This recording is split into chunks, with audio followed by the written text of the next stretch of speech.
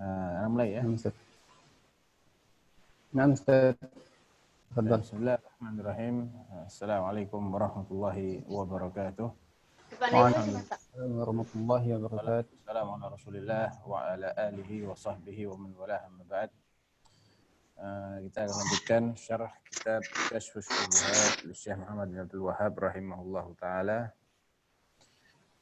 Memasuki syubhat yang keberapa ini? Al-Muhim masih berkaitan dengan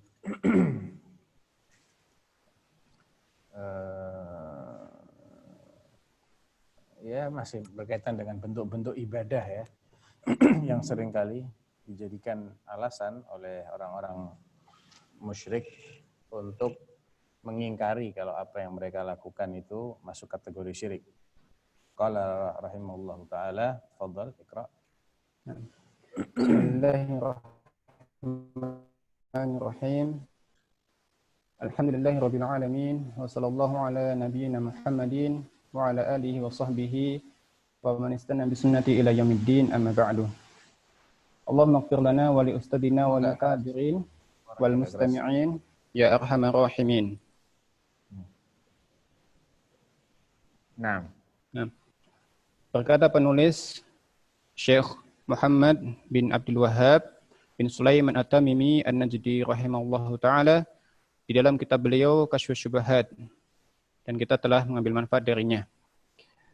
Dan orang-orang musyrik itu masih mempunyai syubhat lain, yaitu apa yang pernah disebutkan oleh Nabi SAW, bahwasannya manusia nanti di hari kiamat akan beristighosah meminta pertolongan kepada Nabi Adam alaihissalam, kemudian kepada Nabi Nuh alaihissalam, kemudian kepada Nabi Ibrahim alaihissalam, kemudian kepada Nabi Musa alaihissalam, kemudian kepada Nabi Isa alaihissalam, lalu semuanya tidak dapat melakukan sehingga akhirnya mereka sampai ke Rasulullah sallallahu alaihi wasallam.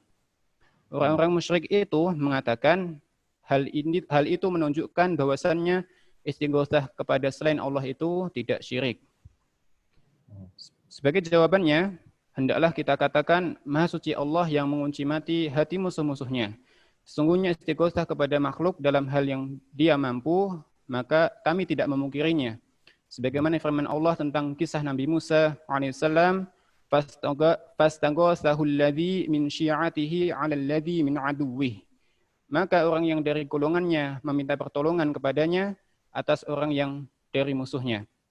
Al-Qasas ayat 15. Dan sebagaimana seseorang meminta pertolongan kepada teman-temannya dalam peperangan atau hal lain yang makhluk mampu mengerjakannya. Kami hanya mengingkar istighosah dalam hal ibadah, yaitu istighosah yang bersifat penyembahan, yang mereka lakukan di sisi kuburan-kuburan para wali, atau istighosah kepada wali itu di saat para wali itu di tempat yang jauh, bukan di tempat hadapannya, dalam hal-hal yang tidak seorang pun mampu atas hal itu kecuali Allah. Baik. Jadi dari keterangan ini sebetulnya mereka ini gagal paham ya, orang-orang kuburiyun yang membolehkan istighosah kepada orang mati itu gagal paham terhadap apa yang mereka klaim sebagai dalil. Karena istighosahnya umat manusia di akhir zaman, di hari kiamat, di padang mahsyar tepatnya, kepada sejumlah nabi, itu istighosah kepada pihak yang memang bisa menolong mereka.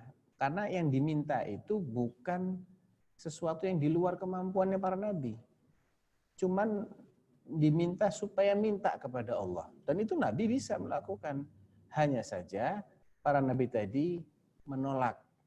Merasa tidak berhak untuk mengajukan permintaan. Masing-masing menyebutkan dosanya, malu. Kecuali Nabi Isa tidak menyebutkan apa dosanya. Tapi beliau juga menolak. Dan akhirnya diarahkan agar mengajukan permintaan itu kepada Rasulullah SAW. Dan ketika itu Rasulullah hidup.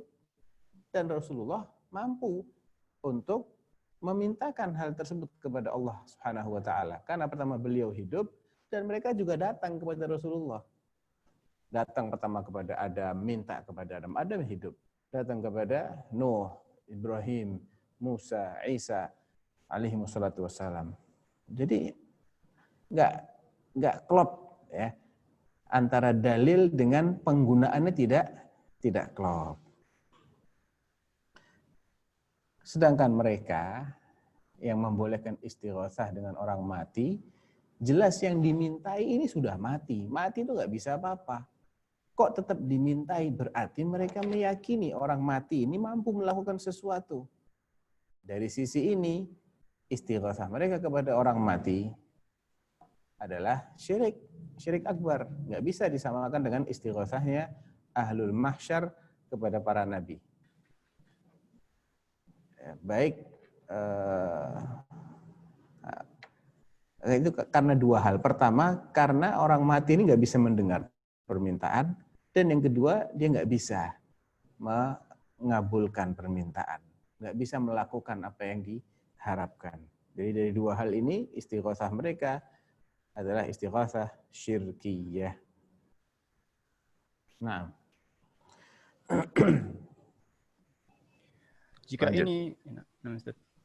Jika ini telah tegas, maka istighosah mereka kepada para nabi di hari kiamat, seraya menginginkan dari nabi-nabi itu untuk berdoa kepada Allah agar segera melakukan hisab kepada manusia, sehingga penduduk surga dapat beristirahat terlepas dari susah dan payahnya keadaan waktu itu.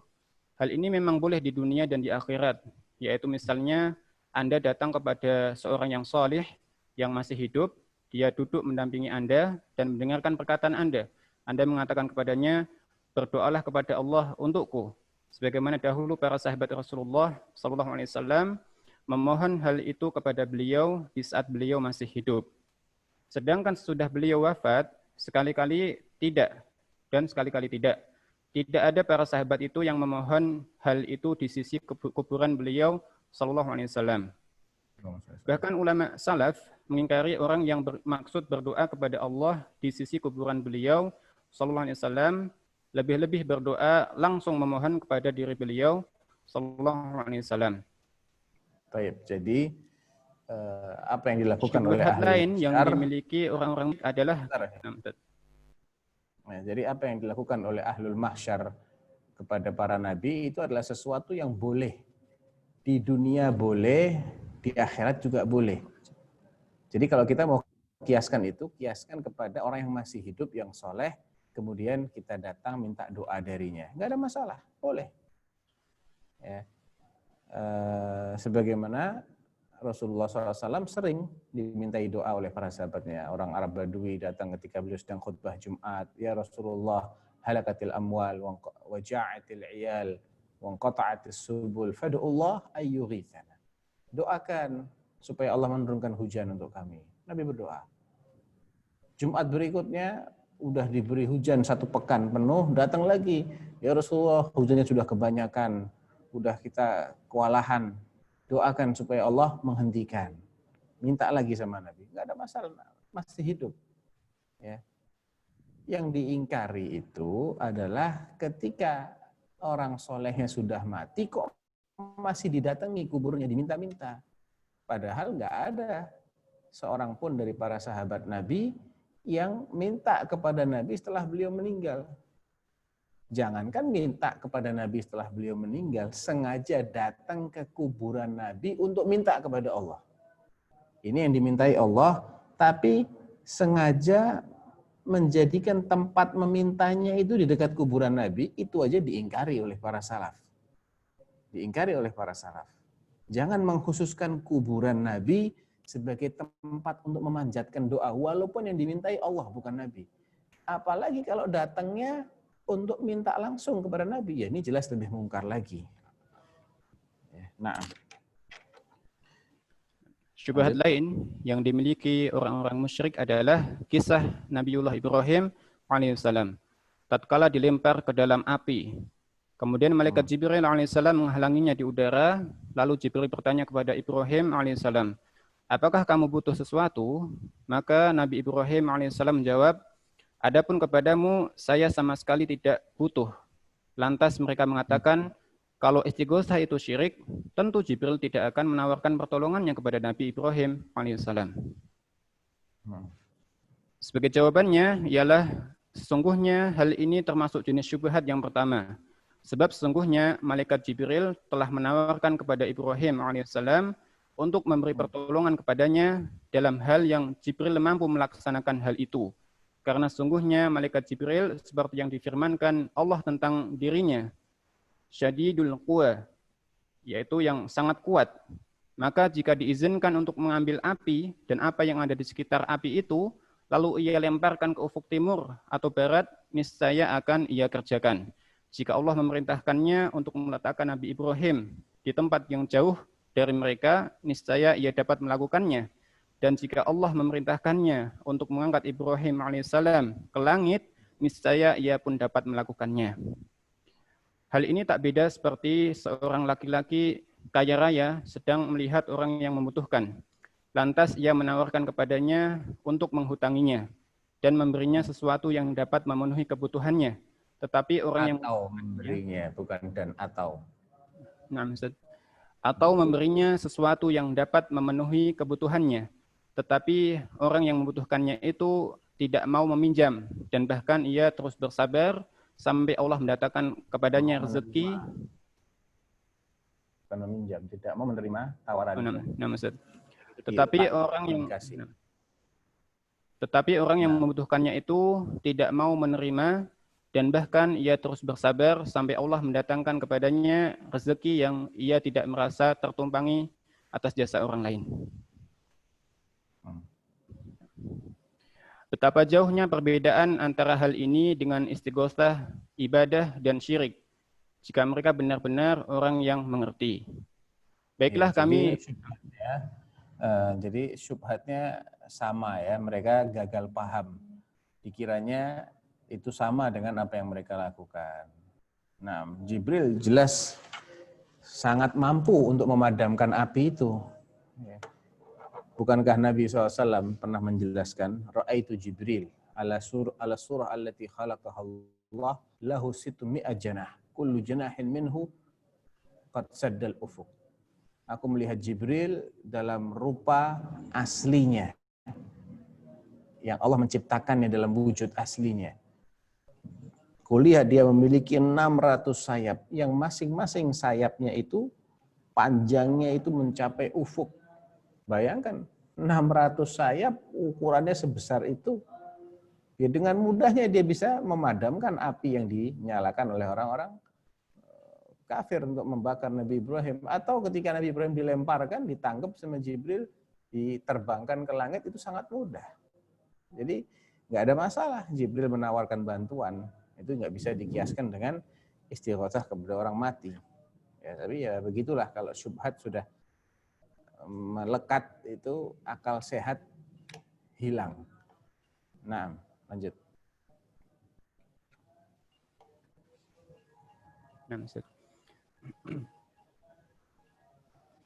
Baiklah, kami segera tutup pembicaraan ini dengan suatu masalah yang besar dan penting yang dapat difahami dari hal-hal yang terdahulu.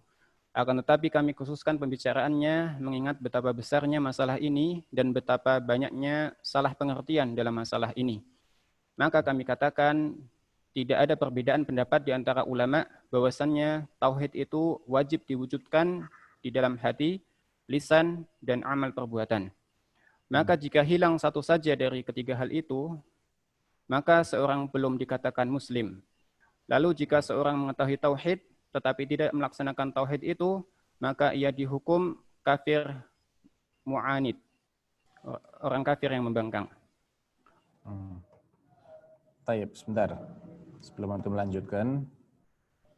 Jadi ini beliau mulai mentakrir masalah penting yang seringkali seseorang itu gagal paham. Gara-gara gagal paham tentang masalah ini, akhirnya mereka kalang kabut dalam menggunakan dalil-dalil yang membahas tentang masalah tadi, istighosah, isti'anah kepada selain Allah tadi. Jadi kita harus fahami bahwa tidak ada perselisihan di kalangan ulama kaum muslimin bahwa yang namanya at-tauhid, masuk Islam, menjadi seorang mukmin itu harus dibarengi dengan hati, lisan, dan anggota badan, dengan amal. Maksudnya, hatinya harus mempercayai, harus meyakini, harus membenarkan. Lisannya harus menyatakan, bersaksi. Selama dia tidak bisu ya, selama dia masih bisa mengucapkan syahadat, maka tidak ada toleransi sedikit pun bagi orang-orang yang tidak mau mengucapkan syahadat. Walaupun dia bersumpah, saya percaya, dalam hati saya yakin, tapi tidak mau syahadat, maka tidak akan pernah dianggap sebagai muslim. Walaupun dia membela Islam mati-matian. Contohnya Abu Talib, yang terkenal dengan nuniyahnya, dia mengatakan, walaqad wa'aradta dinan qad araftu bi annahu min khairi adyanil bariyati dinan. Engkau menawarkan kepadaku din, dan aku sudah tahu bahwasanya din itu adalah din terbaik. Tapi dia nggak mau mengakui, nggak mau mengucapkan syahadat, nggak sah, tetap kafir. Demikian juga orang yang mengucapkan 2 kalimat syahadat tapi hatinya mengingkari, seperti orang-orang munafik, kafir. Idza ja'akal munafiqun qalu nashhadu innaka la rasulullah. Ketika orang-orang munafik datang kepadamu, mereka berikrar, nashhadu, kami bersaksi sesungguhnya engkau benar-benar Rasulullah.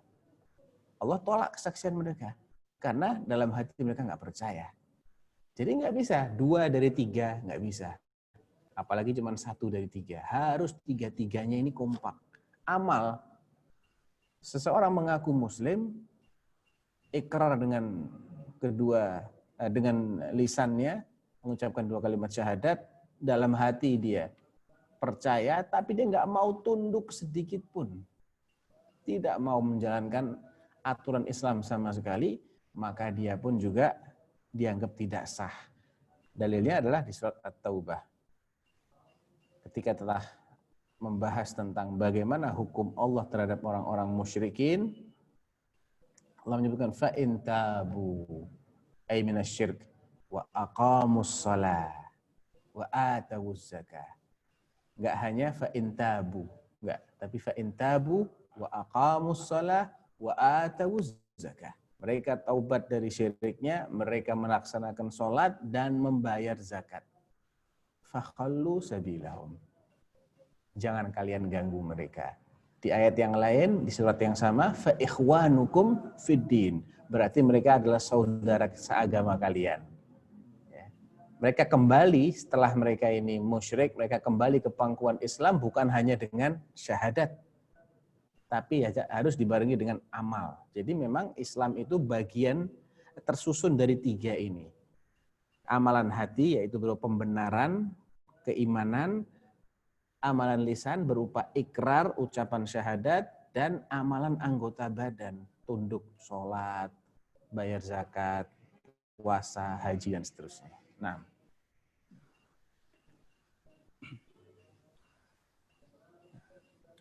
Seperti jadi orang yang Fir'aun mengaku tahu tauhid, oh ya saya sudah paham tauhid, sudah paham, tapi dia nggak mau amalkan tauhid ini, tidak mau mengkhususkan ibadahnya hanya kepada Allah. Berarti dia nggak mengamalkan tauhid. Tidak mau hanya minta sesuatu yang sejatinya hanya Allah yang bisa memberinya. Dia nggak mau menunjukkan permintaan ini hanya kepada Allah. Dia minta juga kepada selain Allah. Padahal sejatinya hanya Allah yang mampu mewujudkan. Berarti dia tidak mengamalkan tauhid. Ya percuma dia bersyahadat. Dia akan dihukumi sebagai orang kafir mu'anid. Kafir yang membandel. Yang tidak mau nurut kepada ajaran tauhid. Contohnya siapa? Fir'aun, Iblis, dan yang semisal dengan mereka. Nah, lanjut. Banyak dari manusia yang salah pengertian dalam masalah ini. Mereka mengatakan, sesungguhnya hal ini hak, dan kami memahaminya serta bersaksi bahwasanya hal itu benar. Akan tetapi, kami tidak mampu untuk melaksanakannya, dan tidak dibolehkan penduduk negeri kami, kecuali orang yang sepaham dengan mereka. Atau berbagai alasan yang lain. Si bodoh yang miskin pengertian ini tidak tahu. Sebentar.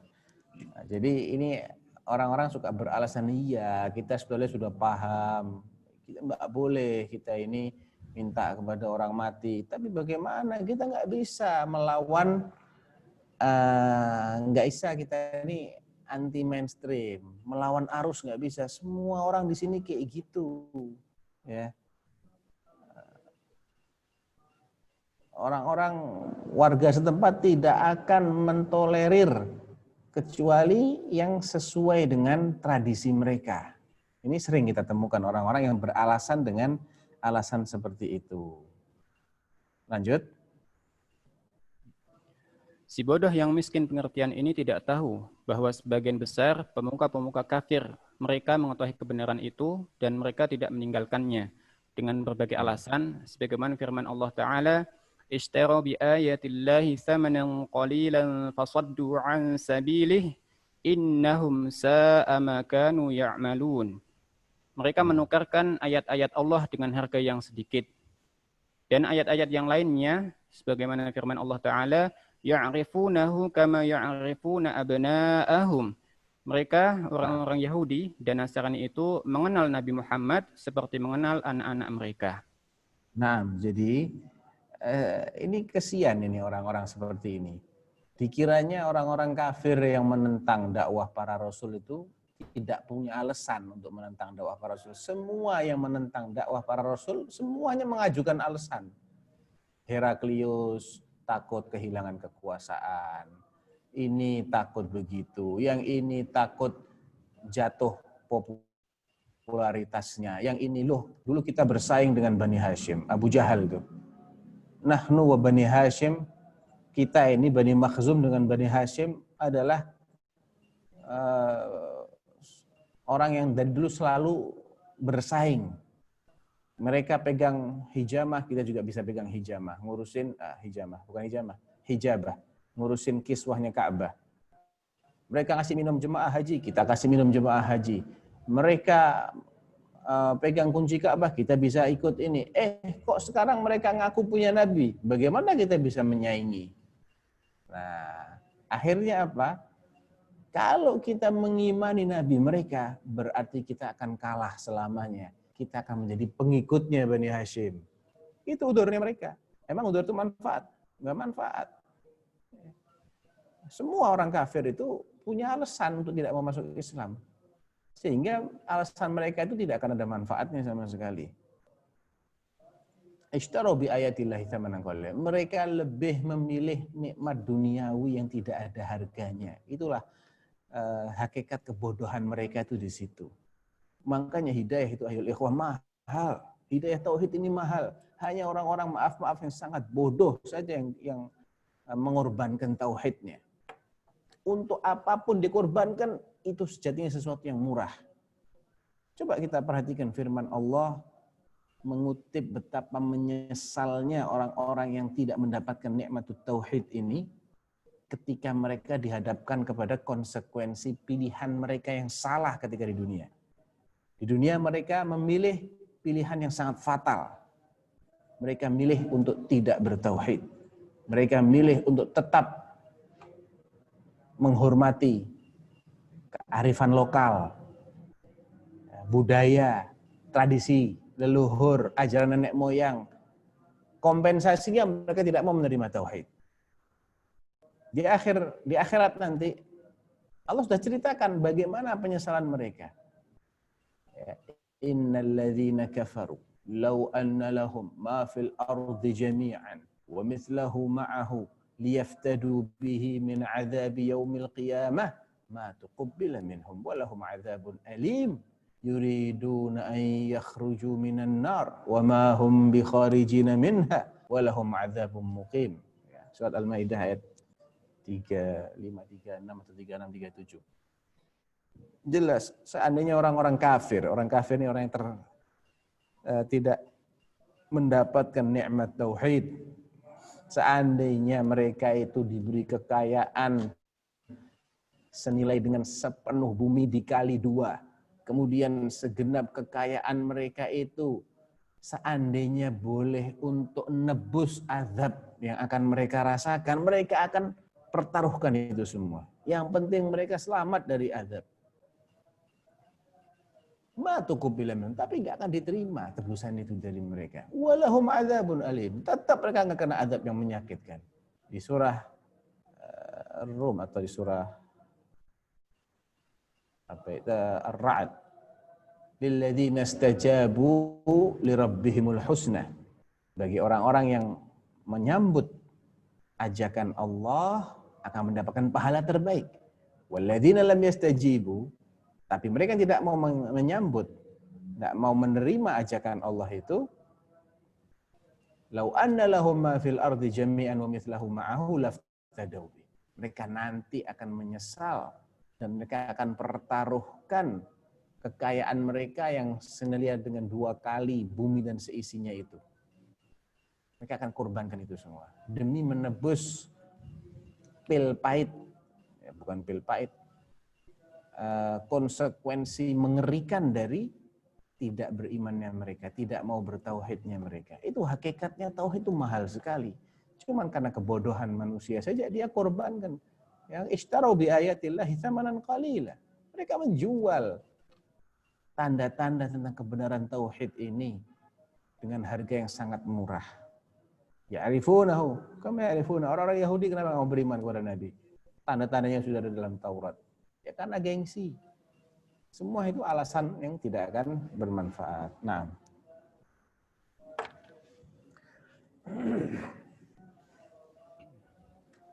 Lanjut. Jika seorang melaksanakan tauhid dengan perbuatan yang tampak di mata, sedangkan dia tidak memahami tauhid itu dan tidak meyakininya dengan hatinya, maka dia adalah orang munafik. Dan orang munafik itu lebih jelek dari orang kafir. Innal munafiqina fid darkil asfali minan nar. Sungguhnya orang munafik itu ditempatkan pada tingkat yang paling bawah dari neraka. Ini masalah yang panjang. Akan jelas bagi Anda jika Anda telah merenungkannya melalui apa yang keluar dari lisan-lisan manusia. Anda akan lihat orang yang mengetahui al-haq tetapi tidak mau melaksanakan kebenaran itu karena rasa takut kekurangan dunia, atau karena pangkat di bidang agama atau dunia, ataupun karena basa-basi menyesuaikan diri dengan orang lain. Dan Anda juga akan melihat orang yang mengamalkan secara zahir sedangkan batinnya menolak. Akan tetapi wajib bagi Anda untuk memahami 2 ayat dari kitabullah ini. Ayat yang pertama adalah firman Allah Ta'ala, La ta'tadiru qad kafartum ba'da imanikum. Tidak usah kalian meminta maaf karena kamu telah kafir setelah beriman. Jika telah jelas bagi Anda bahwasannya sebagian para sahabat yang telah memerangi bangsa Romawi bersama Rasulullah sallallahu alaihi wasallam itu kafir hanya karena mereka mengucapkan suatu kalimat atau perkataan. Ada catatan sedikit, akhi. Nah, Ustaz. Sebentar. Nah. Di sini Syekh rahimahullah menggunakan istilah sahabat. Tapi yang dimaksud bukan sahabat secara istilah syar'i, tapi sahabat secara lughawi. Karena nggak boleh sahabat dalam pengertian syar'i itu meliputi orang-orang munafik. Orang-orang munafik itu di luar pengertian sahabat, ya. Tapi kalau secara bahasa na'am, karena mereka bersama-sama dengan Rasulullah. Secara zahirnya sebagai muslim. Orang yang membersamai seseorang itu namanya dia bersahabat secara bahasa. Adapun secara istilah syar'i sebagaimana didefinisikan oleh Ibn Hajar, as-sahabi man laqiyan nabi sallallahu alaihi wasallam mu'minan bihi wa mata ala dzalik walau takhallalat huriddatun 'alal asah. Sahabat itu artinya orang yang berjumpa dengan Nabi dalam keadaan mengimani Nabi. Kalau dia berjumpa dalam keadaan belum masuk Islam, kemudian setelah dia masuk Islam nggak ketemu lagi sama Nabi, nggak jadi sahabat. Jadi sahabat itu harus bertemunya dengan Nabi dalam keadaan muslim, mukmin kepada Nabi. Dan dia harus mati dalam keadaan mukmin juga. Walaupun sempat murtad. Enggak apa-apa sempat murtad, yang penting dia masuk Islam lagi sebelum dia mati, maka dia tidak akan kehilangan posisi dia sebagai sahabat. Tapi begitu dia masuk Islam di hadapan Rasulullah SAW, kemudian setelah Rasulullah meninggal atau saat beliau masih hidup, orang ini keluar dari Islam sampai mati nggak balik lagi, otomatis dia tidak dianggap sebagai sahabat secara istilah syar'i. Jadi kalau disebutkan di situ apa tadi kata-katanya, kalau engkau sudah jelas bahwasanya sebagian sahabat yang melawan pasukan Romawi bersama dengan Rasulullah, maksudnya sahabat di sini adalah sahabat dalam pengertian bahasa, ya. Karena yang beliau maksudkan adalah orang-orang yang akhirnya murtad lagi, walaupun dulu sempat beriman, sempat berjihad bersama Rasulullah, kemudian di akhir hayatnya dia murtad. Itu yang dimaksud oleh Syekh, sehingga tidak bisa dimaknai dengan sahabat dalam pengertian syar'i. Naam. Jika telah jelas bagi Anda bahwasannya beberapa orang yang telah memerangi bangsa Romawi bersama Rasulullah SAW itu kafir hanya karena mereka mengucapkan suatu kalimat atau perkataan atas dasar main-main atau bercanda. Maka teranglah bagi Anda bahwasannya orang yang mengucapkan dirinya kafir karena takut kekurangan harta atau karena demi pangkat ataupun karena orang yang apa? Bahwasannya orang yang mengucapkan dirinya kafir, salah terjemahannya. Orang yang mengucapkan kekafiran, bukan mengucapkan dirinya kafir.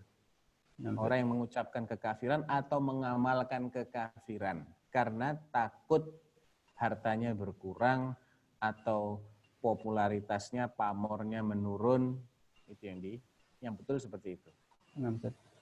Bahwasannya orang yang mengucapkan kekafiran atau mengamalkan suatu kekafiran karena rasa takut kekurangan harta atau karena demi pangkat ataupun karena berbasa-basi menyesuaikan diri dengan orang adalah lebih besar kesesatannya dari orang yang mengucapkan suatu kalimat kekafiran dengan maksud bercanda. Ya, jadi kan orang yang tadi kata Nabi sebagian yang pernah berperang bersama Nabi melawan Romawi, itu kemudian mereka menjadikan Nabi sebagai bahan tertawaan. Mereka di belakangnya Nabi, kemudian mereka bilang, ma ra'aina mithla qurra'ina haula arghabu butunan wala akdzabu alsunan wala ajmanu indal liqa. Enggak ada ya orang-orang seperti yang di depan kita itu, orang-orang yang ahli-ahli agama itu, maksudnya Nabi dan para sahabatnya. Enggak ada yang lebih rakus dari mereka, enggak ada yang lebih pembohong dari mereka, enggak ada yang lebih pengecut dari mereka. Ini kan namanya istihza. Ya, menjadikan Nabi sebagai olok-olok. Itu sudah cukup untuk memurtadkan mereka. Walaupun mereka beralasan kami cuma main-main, nggak serius. Jadi menjadikan Nabi sebagai bahan olok-olok, sekedar untuk bercanda, itu adalah ucapan yang cukup untuk memurtadkan dia. Sehingga, kalaulah orang yang main-main aja nggak diberi uzur, bagaimana dengan orang yang sengaja mengucapkan kekafiran? Sadar dia ini mengucapkan kekafiran. Maka jauh lebih pantas untuk nggak diberi uzur. Paham maksudnya ya? Nah. Jadi maksudnya yang sengaja seperti minta kepada orang mati. Itu kan mereka serius mintanya, nggak main-main. Istighatsah kepada wali-wali. Kan serius itu istighatsahnya. Ya fulan, tolong saya, ya fulan. Kayak orang-orang Rafidhah. Qatalahumullah. Ya Husain, ya Husain, ya Husain. Gini sedikit, ya Husain, ya Ali, ya Husain, ya Ali. Itu yang mereka panggil-panggil. Itu yang mereka harapkan pertolongannya. Ini jelas lebih kafir daripada orang-orang munafik di masa Nabi yang kepada mereka turun ayat la ta'tadiru tadi. Nah, kita break dulu, sudah masuk waktu. Setelah adzan kita lanjut lagi insyaallah.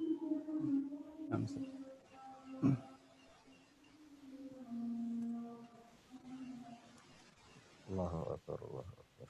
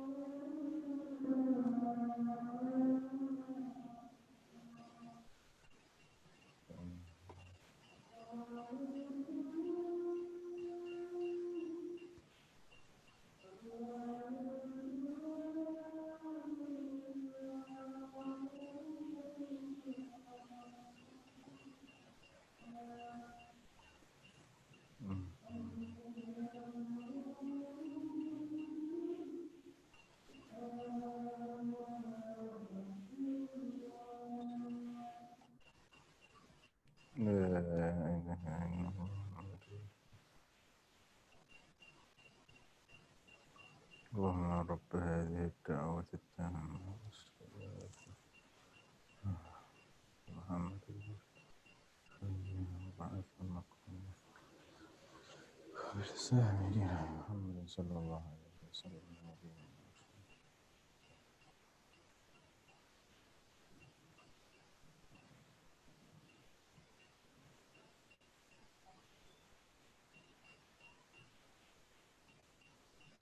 Taib, lanjut. Bismillah, qala al-musannif rahimahullah ta'ala. Ayat yang kedua adalah firman Allah Ta'ala, "Man kafara billahi min ba'di imanihi illa man ukriha wa qalbuhu mutma'innun bil imani walakin man syaraha bil kufri sadran fa 'alaihim ghadabun min Allah wa lahum 'adzabun 'adzim. Dzalika bi annahum istahabbul hayatad dunya 'alal akhirah." Barang siapa yang kafir kepada Allah sesudah dia beriman, dia mendapatkan kemurkaan dari Allah. Kecuali orang yang dipaksa kafir, padahal hatinya tetap tenang dalam iman. Dia tidak berdosa. Akan tetapi, orang yang melapangkan dadanya untuk kekafiran, maka kemurkaan Allah menimpanya, dan baginya azab yang besar. Yang demikian itu disebabkan karena sesungguhnya mereka mencintai kehidupan dunia dan daripada kehidupan akhirat. Maka Allah tidak menerima uzur mereka kecuali orang yang dipaksa kafir, disertai keberadaan hati yang tetap tenang dalam iman. Adapun selain itu, maka ia benar-benar telah kafir sesudah beriman, baik ia mengerjakan itu karena rasa takut atau sekadar berpura-pura untuk menyesuaikan diri dengan orang lain, atau karena rasa bakhil dengan negerinya, atau keluarganya, atau kerabat-kerabatnya, ataupun harta bendanya. Ataupun ia melakukan tindakan kekafiran itu atas dasar bercanda atau karena atas tujuan-tujuan yang lain, kecuali orang yang dipaksa kafir. Oleh karenanya, ayat di atas menunjukkan hal itu dari dua segi. Yang pertama, firman Allah Ta'ala, "Illa man ukriha", kecuali orang yang dipaksa kafir. Di sini Allah hanya mengecualikan orang yang dipaksa kafir. Dan sudah maklum bahwasannya orang tidak dipaksa kecuali supaya mengucap atau berbuat, sedangkan keyakinan atau i'tiqad di dalam hatinya tidak ada seorang pun yang dipaksa untuk meyakininya. Yang kedua, firman Allah Ta'ala, "Dzalika bi annahum mustahabbul hayatad dunya 'alal akhirah." Yang demikian itu disebabkan karena sesungguhnya mereka mencintai kehidupan dunia daripada kehidupan akhirat. Maka Allah telah menerangkan ayat itu dengan jelas bahwasanya kekafiran dan siksa tidaklah disebabkan i'tiqad, kebodohan dan kebencian kepada agama, serta cinta kepada kekafiran, melainkan sebabnya adalah karena mereka mendapatkan keuntungan duniawi. Lalu hal itu ia utamakan melebihi agama, dan hanya Allah lah yang lebih tahu, yang lebih perkasa, dan yang lebih mulia. Salawat dan salam semoga tetap terlimpahkan kepada Nabi kita Muhammad dan kepada para sahabat beliau sallallahu alaihi wasallam.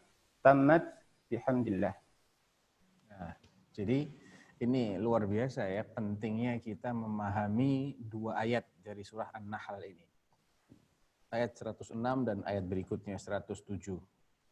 Karena dalam ayat ini jelas sekali Allah membedakan antara orang yang kafirnya itu sukarela karena memang dia mencintai kekafiran,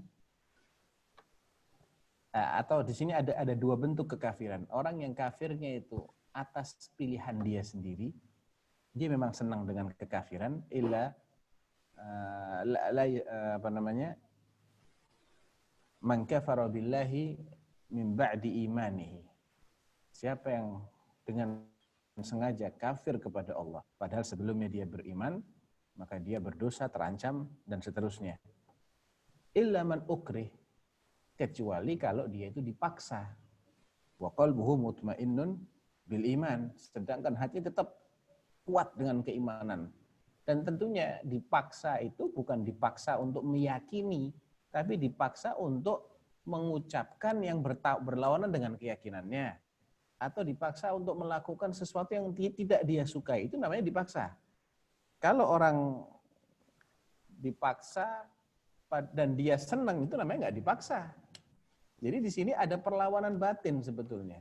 Sehingga yang dia lakukan adalah perbuatan atau perkataan yang bertentangan dengan keinginan hatinya, dengan keyakinannya. Ini orang yang tidak dianggap kafir. Itu pun ada syarat-syaratnya. Jadi paksaan itu nggak sembarangan. Bukan asal ancaman-ancaman, gertakan, sudah boleh menjadikan seseorang mengucapkan kekafiran atau melakukan tindakan kekafiran. Enggak. Ada kriteria paksaan seperti apa yang itu bisa menjadi udzur dan paksaan seperti apa yang tidak boleh dianggap sebagai udzur. Di antaranya, pemaksaan hanya berkaitan dengan pengucapan sesuatu atau melakukan sesuatu. Bukan dipaksa untuk meyakini, karena keyakinan nggak ada yang bisa memaksa kita. Ya. Yang kedua, pemaksaan itu harus disertai dengan ancaman yang serius. Dan ancamannya itu berat. Dan seseorang tidak sanggup untuk disiksa misalnya, atau dibunuh. Dan itu benar-benar bisa direalisasikan oleh yang mengancam. Misalnya yang mengancam membawa senjata, yang diancam dalam keadaan tersandra, terikat, todong pakai pistol, atau ditodong, dihunus pakai pisau belati dan semisalnya. Ini berarti ancamannya serius. Kalau dia diancam pakai pisau, tapi dia nggak dalam keadaan terikat, ayo kamu caci maki Allah, kalau enggak kamu saya tusuk. Padahal dia bisa lari, dia nggak boleh mencaci maki Allah. Harusnya dia lari. Karena dia bisa menghindari ancaman, sehingga tidak ada alasan baginya untuk mengikuti perintah yang kufur tadi, karena sebetulnya ancaman itu tidak memaksa dia. Itu hanya ancaman yang dia bisa menghindar darinya. Jadi ada kriteria, walaupun itu ancaman, tapi tetap ada kriteria yang harus diperhatikan sehingga ancaman itu bisa dianggap sebagai udzur. Yang jadi masalah adalah ketika seseorang dia tidak mencintai kekafiran, dia tidak memusuhi dakwahnya para nabi, dia juga tidak secara batin ya, dia tidak membenci Islam, dia tidak membenci tauhid. Tapi dia tidak mau tunduk kepada ajaran tauhid secara lahiriah. Secara kasat mata, dia tidak mau hanya minta kepada Allah. Terkait hal-hal yang memang itu hanya Allah yang mampu melakukannya. Tetap aja dia minta juga kepada orang-orang yang diklaim sebagai para wali tadi. Dia istighatsah dengan orang yang sudah mati. Dia datang ke kuburan. Dia bangun kuburan itu dengan megah supaya orang-orang berziarah. Bukan karena dia mencintai perbuatan yang menentang tauhid, tapi karena di balik itu ada keuntungan finansial baginya. Dan kalau dia tinggalkan tradisi ini, dia akan kehilangan pemasukan. Padahal dia tahu ini tradisi batil, ini tradisi orang-orang jahiliyah, tetap aja dia pelihara. Karena apa? Dia tidak ingin popularitasnya menurun. Sekarang dia dielu-elukan, dianggap sebagai tokoh spiritual oleh orang-orang juhala ini, orang-orang yang bodoh ini, kuburiyun itu. Kalau dia tinggalkan ini, dia akan kehilangan itu, dia akan jadi orang biasa.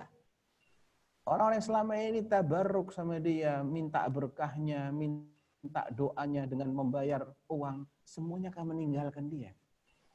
Jadi dia bertahan di atas kesesatan, tidak mau mengamalkan tauhid, karena lebih mencintai dunia.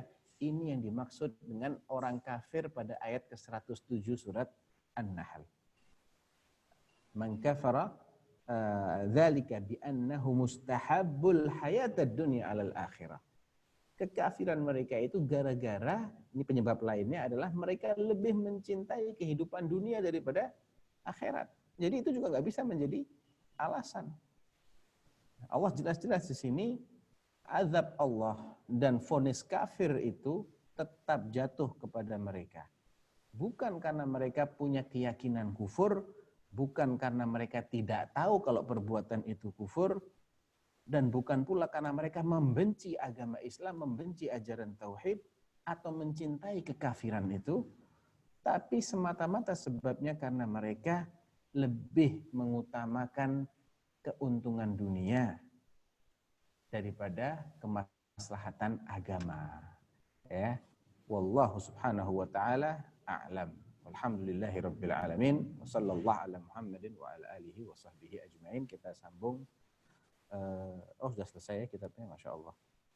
Baik, berarti setelah Isya kita isi dengan tanya jawab. Nah, Ustaz. Demikian tadi teman-teman sekalian, pada kajian malam hari ini kita jeda dulu untuk melaksanakan salat Isya. Kepada teman-teman, nanti setelah Isya kita akan masuk ke room kembali pada pukul 7:20, 19:20 waktu Indonesia Barat. Bagi teman-teman ikhwan yang ingin bertanya, nanti dapat langsung via menggunakan menu raise hand. Jadi bisa langsung bertanya kepada Ustadz. Adapun kepada teman-teman yang akhwat, bisa menuliskannya di room chat. Demikian.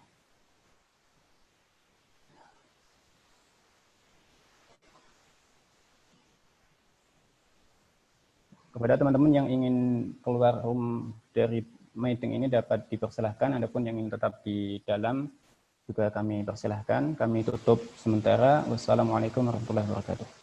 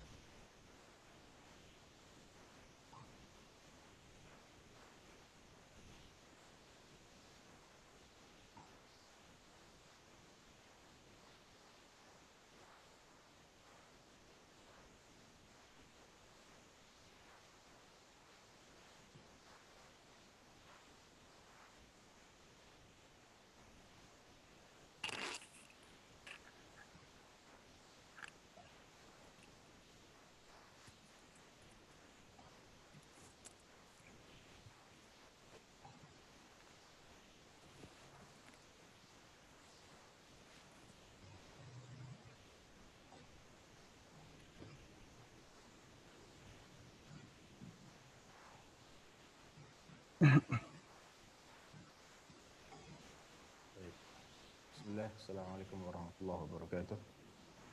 Waalaikumsalam warahmatullahi wabarakatuh.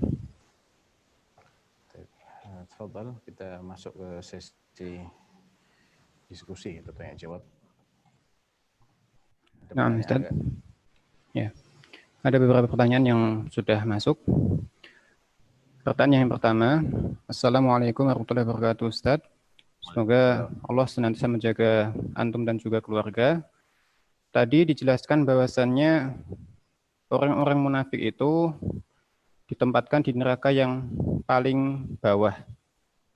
Bagaimana kiat agar kita terhindar dari sifat-sifat orang munafik, Ustaz? Jazakallahu khairan. Ya, pertama ini adalah munafik yang nifaknya nifak akbar ya. Karena nifak itu ada dua macam, ada nifak akbar, ada nifak asghar. Yang ditempatkan oleh Allah di dasar neraka jahanam itu adalah munafik nifak akbar yang memang mereka keluar dari Islam karena kemunafikannya. Ya, tentunya jangan sampai kita menjadi orang yang ragu terhadap kebenaran tauhid, terhadap semua yang menjadi konsekuensi dari tauhid, termasuk mencintai tauhid, lafadznya, konsekuensinya, mencintai semua syariat Allah Subhanahu wa taala, senang dengan kejayaan kaum muslimin, sedih dengan kemunduran kaum muslimin, senang dengan keterpurukan orang-orang kafir, dan sedih kalau mereka itu justru berjaya menguasai kaum muslimin. Ini semua adalah karakter yang harus dimiliki dan dipertahankan oleh seorang muslim agar dia tidak terjerumus dalam nifak akbar. Termasuk jangan sampai seseorang menjadi kaki tangan orang-orang kafir dalam menyerang Islam maupun kaum muslimin. Ya, walaupun sikap menjadi kaki tangan itu tidak otomatis masuk ke nifak akbar, tapi itu bisa menjadi gerbang. Ya. Awalnya dia mungkin bekerja sama biasa, hanya ingin mencari keuntungan duniawi, tapi bisa jadi lambat laun dia akan mencintai kekafiran dan membenci Islam dan kaum muslimin. Jadi intinya kita tetap harus menjaga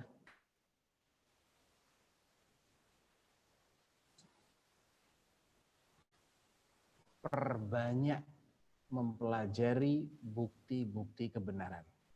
Dalil-dalil dari kebenaran ajaran tauhid ini. Karena orang yang mengetahui kebenaran tauhid hanya dari satu dalil saja, ketika dalil ini diserang, dia akan goyah. Dia bisa mundur menjadi ragu-ragu.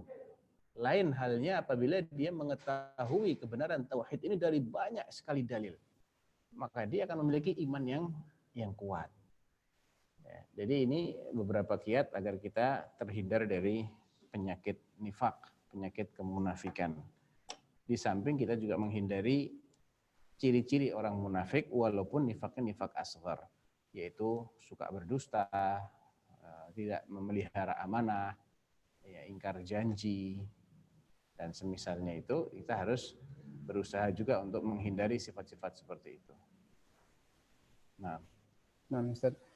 Jazakallahu khairan. Kemudian pertanyaan yang kedua. Assalamualaikum warahmatullahi wabarakatuh. Ustaz Sofyan izin bertanya. Saya terkadang di dalam hati saya terbetik perkataan atau sesuatu yang saya tidak ingin mengatakannya. Yang mana kalau misalnya dikatakan dengan lugas itu merupakan perkataan yang kufur. Bagaimana hukumnya ini Ustaz dan bagaimana kiat agar saya terhindari dari was-was atau bisikan hati ini? Jazakallahu khairan. Ya, itu termasuk ciri masih adanya keimanan pada diri seseorang. Ya, Nabi SAW pernah mengatakan yang maknanya memang seperti itu. Ada kalanya seseorang ada bisikan-bisikan yang terbersit dalam hatinya, tapi bagi dia lebih baik dia dijatuhkan dari langit daripada dia mengucapkan apa yang menjadi bisikan itu. Karena apa? Dia khawatir kalau sampai terucap akan menimbulkan dampak yang parah bagi keimanannya. Kata Nabi, dzaka sharihul iman. Itu adalah bukti nyata masih adanya keimanan pada diri seseorang. Caranya ya jangan sampai diperturutkan. Dalam hadis yang lain Nabi pernah menceritakan ya'ti syaitan ahadakum fayaqul man khalaqa kadza qala Allah man khalaqa kadza qala Allah man khalaqa kadza Allah thumma yaqul faman khalaqa Allah. Kadang-kadang setan itu datang membisikkan kepada seseorang, siapa yang menciptakan ini? Dijawab Allah. Yang menciptakan itu Allah. Yang menciptakan yang satu lagi Allah. Terus siapa yang menciptakan Allah? Nah, kalau sampai pada poin tersebut, falyantahi, hendaklah dia menghentikan, jangan dilanjutkan itu. Khayalannya itu, bisikan dan katakan amantu billah. Aku beriman kepada Allah. Jadi tidak boleh kita memperturutkan bisikan-bisikan manakala sudah mulai memasuki sesuatu yang bertentangan dengan keyakinan kita. Nah, Ustaz, jazakallahu khairan. Kalau pertanyaan nggak usah pakai dibacakan salamnya ya, langsung aja inti pertanyaannya apa, doanya nggak apa-apa, tapi salamnya nggak usah. Nah, Ustaz. Nah. Kemudian pertanyaan yang selanjutnya, Ustadz, apakah pemahaman falasifa termasuk dari penyimpangan dalam beragama? Kurang keras suara antum, ulangi. Ustadz, apakah pemahaman falasifa termasuk penyimpangan di dalam beragama? Ya jelas dong, jelas itu pemahaman yang sangat parah. Falasifah itu orang yang mendasarkan akidahnya pada filsafat. Dan di antara prinsip mereka, segala sesuatu itu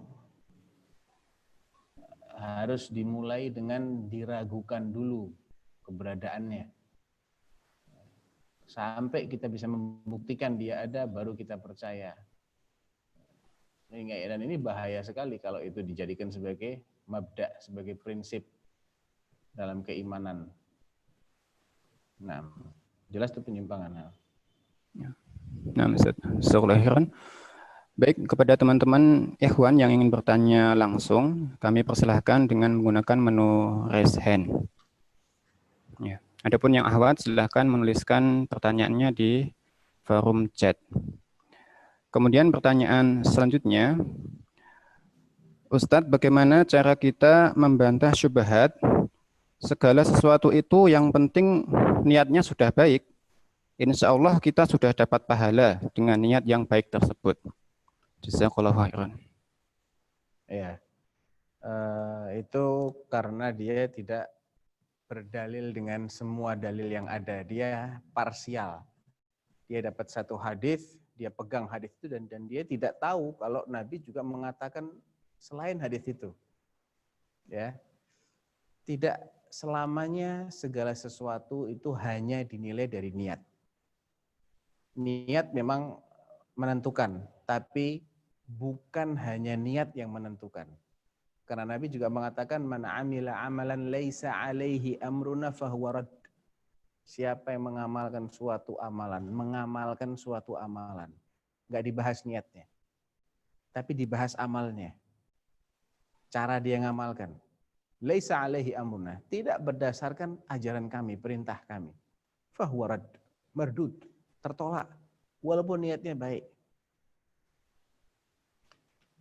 Di sisi yang lain, kalau dikatakan segala sesuatu tergantung niatnya, bagaimana dengan niatnya orang kafir dalam bersedekah, dalam membantu orang lain? Ikhlasnya nggak minta apa-apa. Bukankah kita menemukan banyak orang di masa jahiliyah yang dia itu luar biasa terkenal kedermawanannya. Dia tidak mengharapkan apa-apa. Ikhlas dia.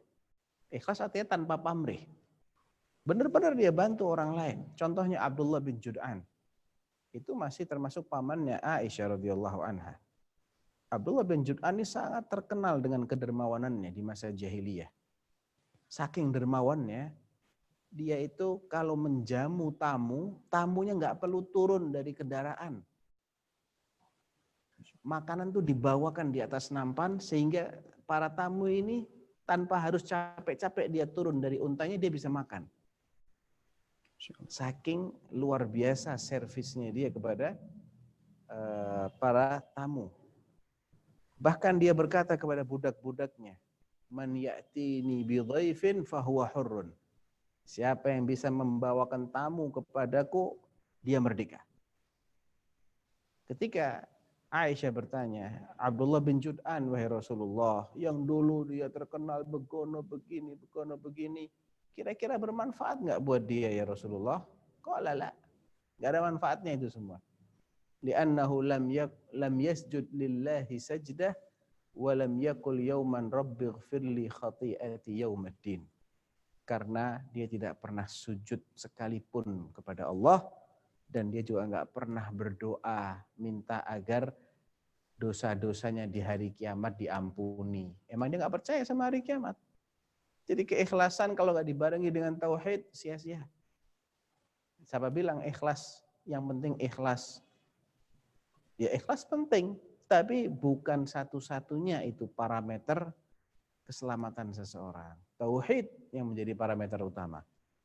Ya bani Adam dalam hadis qudsi, innaka law ataitani biqurabil ardi khataya thumma laqitani la tusyriku bi syai'an la ataituka biqurabiha maghfirah. Wahai bani Adam, kata Allah, seandainya engkau menghadap kepadaku dengan dosa sepenuh bumi, tapi ketika engkau mati engkau tidak berbuat syirik sama sekali kepadaku, aku akan datangkan ampunan yang sebesar bumi juga. Enggak ada masalah sama Allah. Allah Ghafurur Rahim, asalkan jangan syirik. Begitu syirik, mau asghar mau akbar, tanpa taubat mustahil diampuni oleh Allah. Orang berbuat ikhlas lillahi ta'ala, tapi dia belum taubat dari dosa syiriknya kemarin. Nah, sampai dia mati, amal solehnya nggak akan diterima sama Allah. Dan Allah nggak punya toleransi, nol toleransinya dalam masalah ini. Jangankan kita, Nabi aja nggak dikasih toleransi sama Allah. Semua Nabi sama aturannya, saklek, sangat saklek dalam hal ini. Walaqad uhiya ilaika wa ilal ladzina min qablika la in asyrakta la yahbatanna 'amaluka wa la takunanna minal khasirin. Telah diwahyukan kepadamu dan kepada nabi-nabi sebelummu. Subhanallah. Ratusan ribu nabi semuanya dapat wahyu yang sama. Kalau sampai engkau berbuat syirik, pasti akan batal semua amalmu dan kau pasti jadi orang yang merugi. Walaupun dia ikhlas, artinya niatnya baik. Ikhlas dalam pengertian kita ya, ikhlas tanpa pamrih. Kalau ikhlas dalam pengertian syariat harus dibarengi dengan tauhid. Makanya surat Al-Ikhlas itu adalah surat tauhid. Qul huwallahu ahad, Allahus samad, lam yalid wa lam yulad wa lam yakul lahu kufuwan ahad. Namanya Al-Ikhlas. Jadi ikhlas dalam pengertian syariat artinya ya tauhid itu sendiri. Amalan yang dilakukan dengan ikhlas artinya berdasarkan tauhid. Nah, Ustaz. Barakallahu fikum. Nah, kita ambil pertanyaan dari penanya langsung. Silahkan kepada akhuna Redmi. Ya, kami persilakan. Assalamualaikum Ustaz. Waalaikumsalam warahmatullahi wabarakatuh.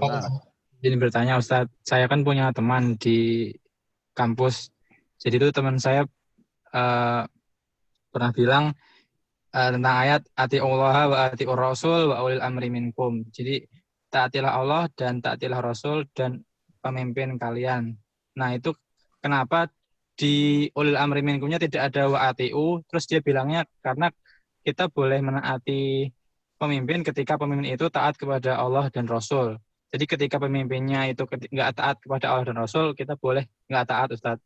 Terus dia juga bilang lagi, janganlah memerangi pemimpin kalian selama dia masih sholat. Nah, terus dia tuh menafsirkan kata sholat itu katanya selama dia masih menegakkan syariat Islam gitu, Ustadz. Nah, itu saya mohon nasihatnya untuk teman saya itu, Ustadz, agar nanti bisa, intinya dia kan ini kan itu Ustadz ikut aliran Hizbut Tahrir gitu, Ustadz. Nah, tapi juga saya sayang sama teman saya gitu, Ustadz, tapi pengen nasihati tapi belum tahu caranya gitu Ustaz. Jazakallahu khairan.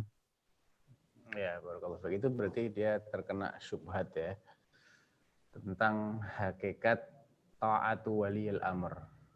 Memang ayat itu tidak mengulang kata-kata ati'u ulil amri minkum. Karena taatnya kita kepada ulil amr minal muslimin itu tidak mutlak, tidak berdiri sendiri. Kita taati mereka selagi aturan mereka tidak bertentangan dengan aturan Allah atau Rasulnya Shallallahu Alaihi Wasallam. Jadi kalau dikatakan kalau mereka menegakkan aturan Allah dan Rasulnya kita taati, kalau mereka tidak menegakkan tidak kita taati itu keliru. Ya. Sekarang apa definisi orang menegakkan aturan Allah? Sampai batas mana seseorang itu bisa dikatakan dia menegakkan aturan Allah dan sampai batas mana seseorang itu dikatakan dia tidak menegakkan aturan Allah. Definisinya apa? Ini nggak jelas sama sekali. Semua penguasa setelah zaman Khulafaur Rasyidin pasti ada beberapa hal yang mereka lakukan yang itu tidak sesuai dengan syariat. Ketika seseorang berijtihad dan ijtihadnya salah, sesuai dengan syariat nggak? Coba antum jawab. Masih connect nggak? Tidak Ustaz. Nggak sesuai kan? Iya. Nah, gugur nggak kewajiban taat kita kepada waliul amr yang dia berijtihad dan ternyata hasil ijtihadnya salah? Kalau gugur, hadza madhabul khawarij. Bahkan lebih parah daripada khawarij. Khawarij saja masih mempersyaratkan si pemimpin ini harus terjerumus dalam dosa besar dulu. Lah ini salah berijtihad dianggap gugur karena dia menggunakan konsep yang salah. Kalau dia tidak menegakkan aturan Allah dan Rasulnya, nggak wajib taat, berarti kan boleh dilawan. Konsekuensi nggak wajib, mafhumnya boleh dilawan. Lah ini bahaya sekali, ini lebih ngeri daripada mazhabnya Khawarij. Cuman anak yakin teman antum tidak tidak sadar kalau konsekuensi ucapan dia itu bakal sangat berbahaya. Jadi yang benar bagaimana? Yang benar itu kalau dia ini waliul amr minal muslimin, maka dia wajib ditaati selagi aturannya tidak bertentangan dengan syariat. Dan kita meyakini bahwa taatnya kita kepada dia adalah taqarrub, bentuk ibadah, kita mendekatkan diri kita kepada Allah dengan menaati para pemimpin. Walaupun perintah mereka berat, perintah mereka nggak enak, tidak sesuai dengan keinginan kita. Dan kita harus sabar, nggak boleh memberontak kepada mereka. Ini bedanya. Kalau mereka ini penguasa tapi kafir, anggap aja udah kafir. Tapi mereka berkuasa. Dan ada kaum muslimin yang hidup di bawah kekuasaan mereka. Bagaimana hukumnya menaati aturan mereka? Selagi aturan yang mereka berlakukan tidak bertentangan dengan syariat, tetap kita harus taati. Tapi bukan karena mereka itu waliul amr, bukan. Alasannya kita taat kepada aturan mereka yang tidak bertentangan dengan syariat adalah demi kemaslahatan bersama. Demi mewujudkan kemaslahatan kaum muslimin dan manusia secara umum. Karena tidak mungkin manusia ini bisa hidup damai, hidup dengan tentram, bisa mendapatkan kebutuhan mereka kecuali kalau ada aturan yang disepakati bareng-bareng. Bayangkan aja, seandainya gara-gara si kafir ini, kita anggap orang kafir aja deh, udah ya, yang udah jelas-jelas kafir, misalnya Donald Trump, siapa lagi Putin, Xi Jinping, dan semisalnya itu, jelas-jelas dia kafir. Di negaranya berlaku aturan yang itu berlaku di negara lain juga. Contohnya aturan lalu lintas. Lampu merah artinya berhenti, hijau jalan, kuning hati-hati. Aturan ini diterapkan oleh si kafir Donald Trump, Xi Jinping, dan seperti tadi Putin. Wajib nggak kita taati aturan itu ketika kita ada di negeri mereka? Kalau ada yang mengatakan tidak wajib, berarti dia membolehkan seseorang untuk membahayakan dirinya dan orang lain. Konsekuensinya begitu. Nggak wajib ditaati. Berarti boleh aja merah, antum anggap merah ini tidak wajib berhenti. Merah, saya mau balik. Merah, jalan, kuning, jalan pelan, hijau, doanya kencang banget. Kan nggak wajib ditaati. Ya berarti Anda membolehkan untuk mencelakai diri Anda dan mencelakai orang lain. Nggak mungkin syariat membiarkan hal-hal seperti itu. Jadi selagi aturan itu tidak bertentangan dengan aturan Allah dan aturan Rasul-Nya, kita wajib taati. Tapi bukan karena dia waliul amr, tapi demi kemaslahatan kaum muslimin. Sehingga patokannya itu bukan dia menegakkan syariat ataukah tidak menegakkan syariat. Untuk ditaati itu patokannya adalah dia ini merintahkan sesuatu yang bertentangan ataukah tidak bertentangan. Kalau dia waliul amr muslim, maka dia wajib ditaati dalam semua aturannya yang tidak bertentangan dengan aturan syariat dan tidak boleh memberontak kepadanya. Sama sekali nggak boleh memberontak. Tapi kalau dia bukan waliul amr yang muslim, secara syar'i taat kepadanya itu tidak berlaku. Terus aturan dia ditaati untuk apa? Demi kemaslahatan kaum muslimin. Bukan karena dia yang buat aturan, tapi karena aturan itu memang harus ada. Nggak bisa kaum muslimin hidup tanpa ada aturan. Walaupun yang ngatur bukan muslim. Asalkan nggak bertentangan dengan syariat, maka aturannya harus tetap dijalankan. Bukan karena si kafir yang menerapkan aturan, bukan. Yang kedua, seandainya kaum muslimin punya kekuatan, maka mereka wajib melengsarkan si kafir ini. Nggak boleh seorang muslim enjoy di bawah kepemimpinan kafir. Secara syar'i dia diharuskan untuk menempuh sebab supaya kuat dan akhirnya jangan dipimpin oleh orang kafir. Kalau nggak bisa, ya hijrah, tinggalkan negara kafir itu.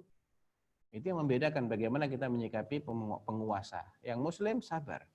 Kalau dia udah dikafirkan, ya berarti sudah pindah ke tipikal pemimpin yang kedua. Nah, kalau madhabnya HT ini nggak jelas. Ini sangat bahaya. Karena dia mengatakan dia harus menegakkan. Apa dalilnya harus menegakkan? Kalau Nabi mengatakan ma'aqamu fikumus shalah, maqadakum bi kitabillah, maka ini juga harus kita dudukkan. Memimpin berdasarkan kitabullah itu batasannya apa?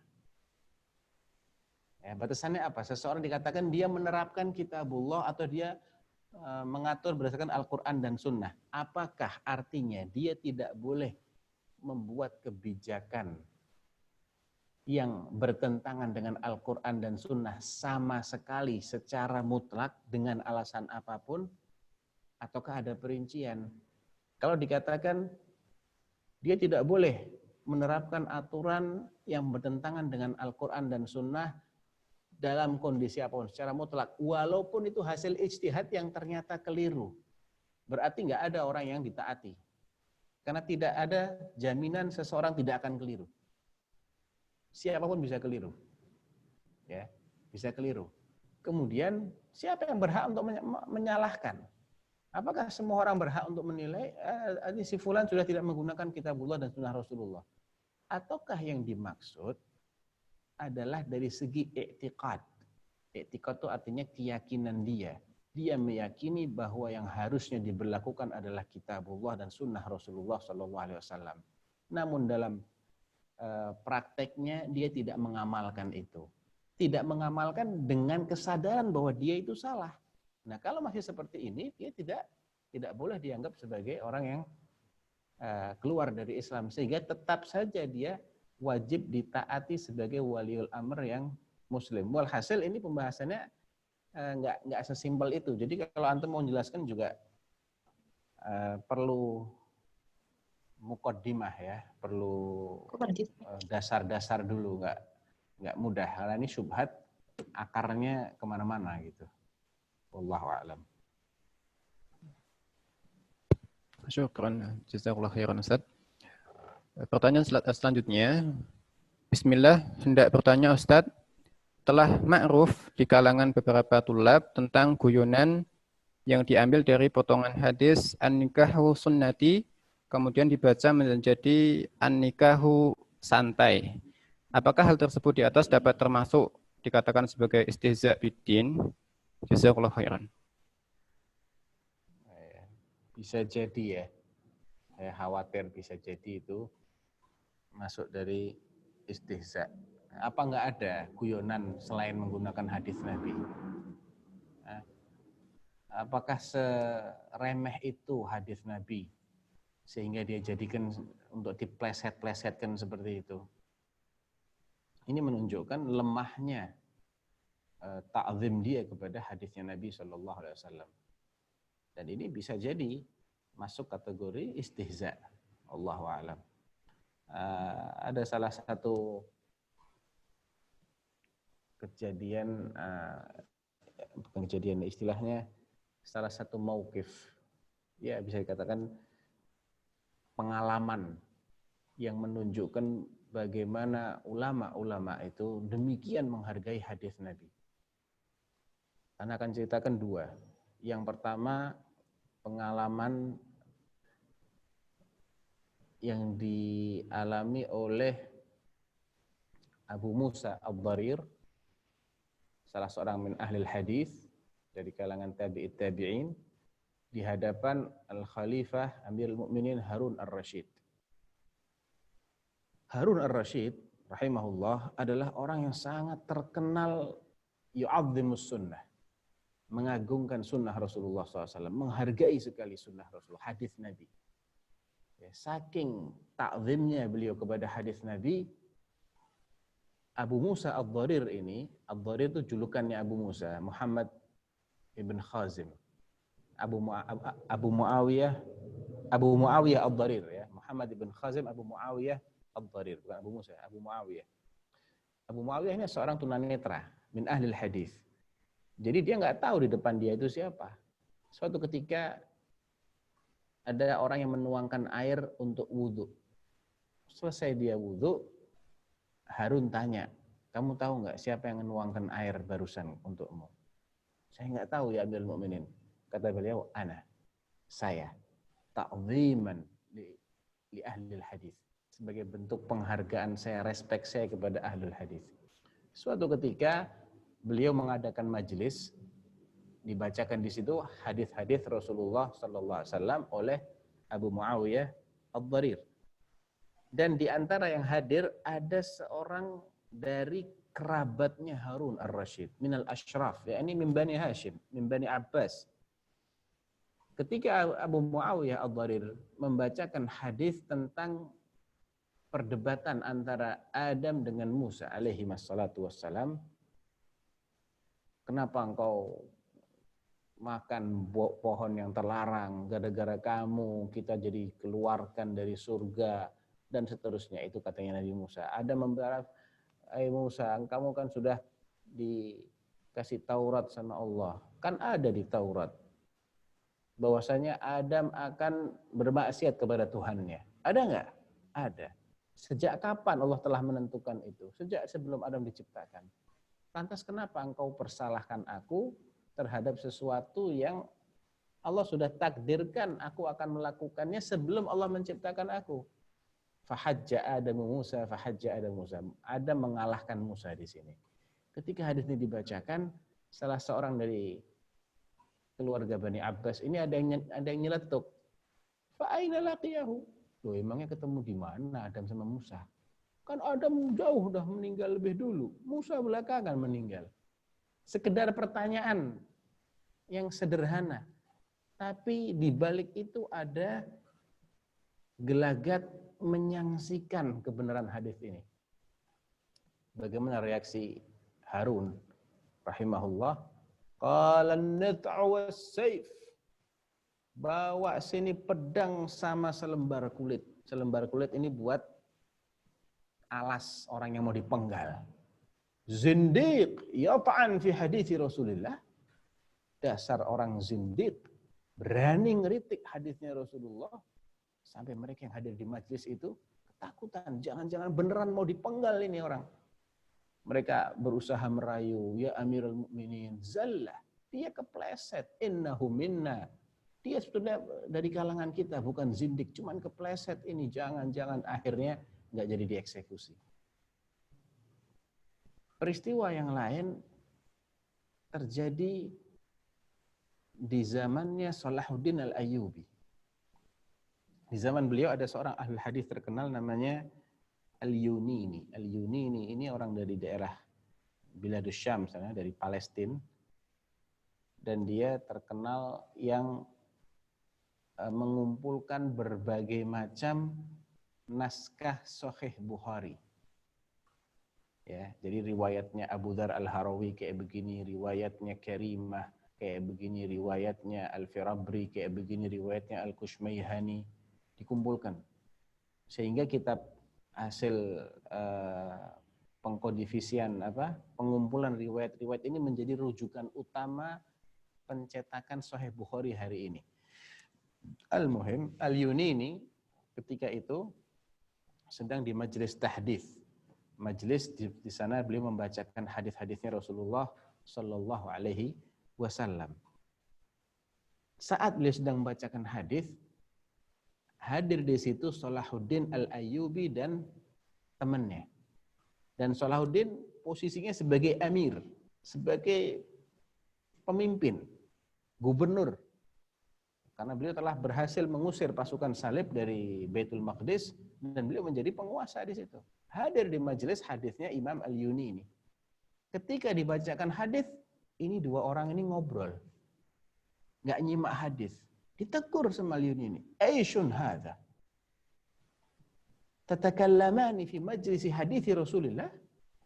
Kalian pada ngobrol di majelis di mana hadis Rasulullah dibacakan di situ, nggak kalian dengerin? Hadza min ta'dhimis sunnah. Nah, orang kalau menjadikan hadis sebagai bahan plesetan, ini menunjukkan rendahnya penghormatan dia kepada hadis Nabi. Kalau hadis Nabi nggak dihormati, apa yang mau dihargai dari Islam ini? Jadi ini sangat dikhawatirkan termasuk istihza biddin. Wallahu ta'ala alam. Akhir soal.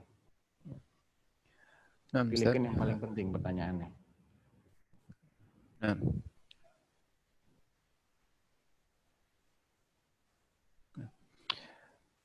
Nah, pertanyaan terakhir dari Abu Yusuf di Depok. Izin bertanya, Ustadz, apakah ada konsekuensi dari orang yang mengatakan bahwasannya Islam itu radikal? Mohon penjelasannya. Syukran.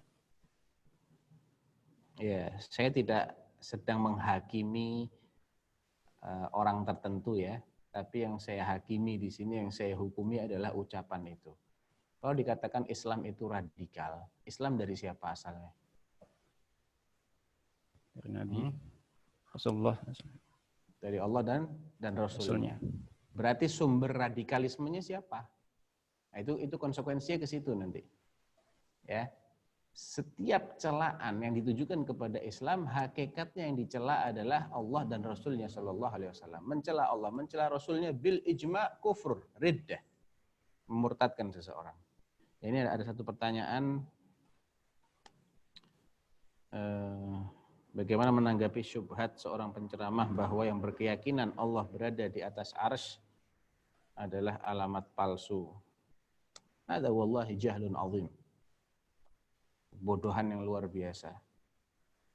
Bagaimana kita meyakini sesuatu yang Allah tegaskan berulang kali dalam kitabnya dikatakan sebagai alamat palsu. Ini kalau dia waras, sadar apa yang dia ucapkan, harusnya dia malu. Allah mengatakan bahwasanya dirinya itu istawa alal arsy itu pada 7 ayat. Bukan 1, 2, 7 ayat. Ya, tsumma istawa alal arsy. Salah satunya Ar-Rahman alal arsy istawa. Ya, 6 ayat lainnya tsumma istawa alal arsy. Kok dibilang alamat palsu? Ya, wal'iyadzubillah. Na'udzubillah, ini parah sekali ini ucapan ini. Baik. Mungkin cukup ya, yang lain-lain ini tidak berkaitan dengan materi kita. Wallahu ta'ala alam. Sallallahu ala nabiyyina Muhammad wa ala alihi wa sahbihi wasallam. Assalamualaikum warahmatullahi wabarakatuh. Waalaikumsalam warahmatullahi wabarakatuh. Demikian teman-teman sekalian, kajian kita pada malam hari ini setiap Selasa malam. Sampai jumpa di kajian yang akan datang. Insya Allah nanti ganti kitab ya, Dad? Insya Allah. Kalau udah paham ini baru ganti kitab. Kalau belum paham diulangi lagi nggak apa-apa. Nah, Ustaz. Nah, demikian. Untuk pertanyaan yang belum terjawab, insya Allah nanti akan diajukan di pertemuan yang akan datang. Jika belum diajukan, silahkan diajukan kembali. Karena ini darsnya via online, mungkin ada pertanyaan yang tidak terekap. Demikian, Afan juga Ana banyak salah dalam memimpin kajian pada malam hari ini. Demikian dan sampai jumpa di pertemuan yang akan datang. Wassalamualaikum warahmatullahi wabarakatuh. Waalaikumsalam.